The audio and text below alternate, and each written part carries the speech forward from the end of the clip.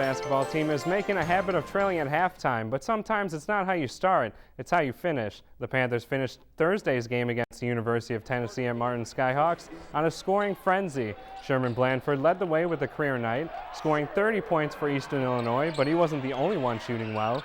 As a team, Eastern shot almost 70% from the floor in the second half, nearly 25% more than their season average.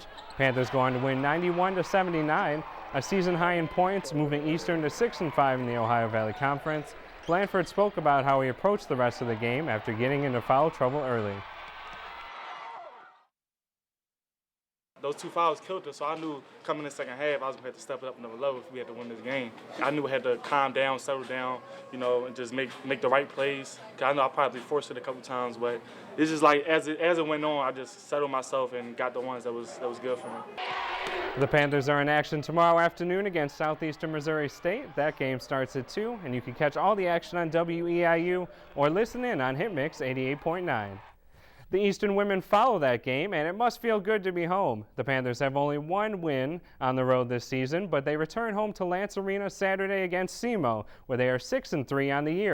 Junior forward Sabina Orasova averages a double-double this season, and she faces a Red Hawks defense that gives up almost 38 rebounds per game.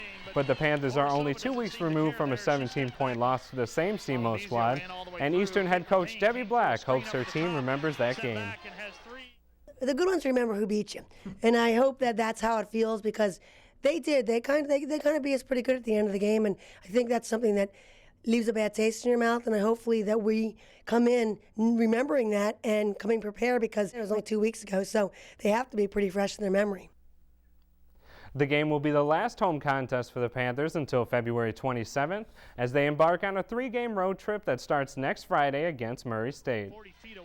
Some more basketball now in high school action. The Mattoon Green Wave defeated the Paris Tigers 48-39. The win pushes Mattoon to 10-14 on the year and 4-6 in the Apollo Conference. Their rival, the Charleston Trojans, were also in action on Thursday, falling to Mount Zion by 5. The loss drops the Trojans to 11-11 on the year and puts them at 4-6 in conference play.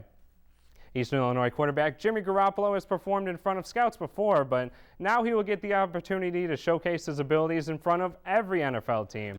Garoppolo received an invite to the NFL Combine Thursday, which does not come as a surprise to experts. The Walter Payton Award winner has already played in the East-West Shrine Game and the Senior Bowl, and joins 3 other players from the OVC making the trip to Indianapolis.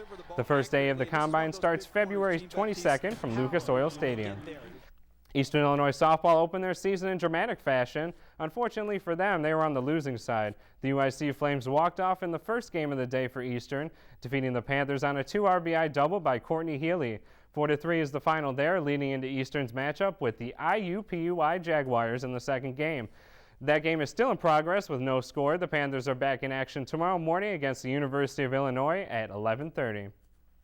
And finally on this Friday, Eastern Illinois outfielder Caleb Howell has been named to the preseason All-Ohio Valley Conference team, and the Chicago Blackhawks acquired forwards Peter Regan and Pierre-Marc Bouchard from the Islanders in exchange for a 4th-round pick in this year's draft. That's all for sports. Savannah, Braden, back to you. All right, you know the saying, don't get mad at the messenger. But we could get a little more snow over the weekend.